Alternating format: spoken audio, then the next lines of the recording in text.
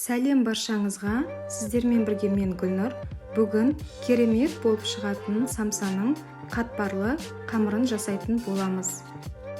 Дәл осы суреттегідей самсалардың қытырлық, қатпарлы қамыры қажет болса, видеоның соңына дейін көріп, менімен бірге болыңыздар.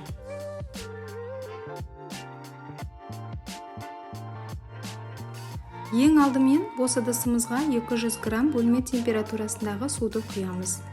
Және оның үстінен 1 шай қасық тұзды салып, одан соң 1 дана жұмыртқаны жарып саламыз.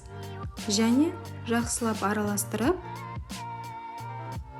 тұзымыз жақсылап ерігенінше, ал енді қажетінше ұнды салып, қамыр жасайтын боламыз. Илеген қамырымыз қаттылау болғаны дұрыс, сонда самсаларымыз қытырлап жақсы шығатын болады. Ал енді осы қамырды пакетке салып, жарты сағатқа тындырып қоямыз.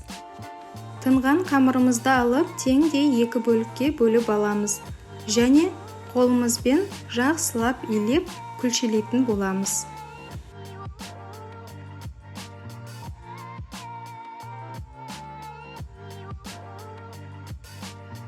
Ал енді қамырымыздың бір бөлігін алып, әдемілеп жұқа етіп жайып аламыз.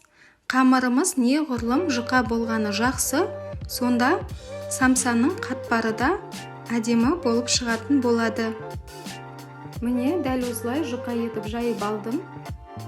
Дайын болған қамырды мен жеке алып алдым. Және екінші қамырды да дәл осылай жұқа етіп жайдым.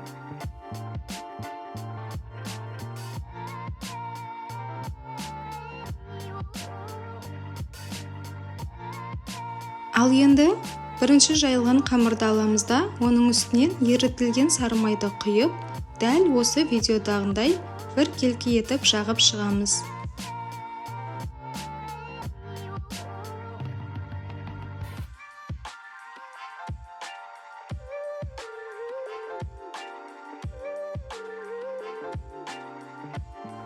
Содан соң қамырдың екінші жайылған бөлігін алып, дәл осы қамырдың бетінен жауып, жан-жағын тегістеп аламын.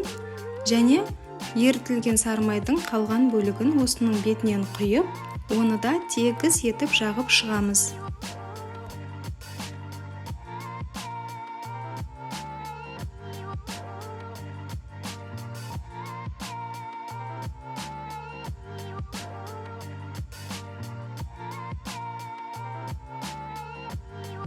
Міне сары майды да жағып алдық. Ал енді қамырдың шетінен бастап айналдыра орайтын боламыз.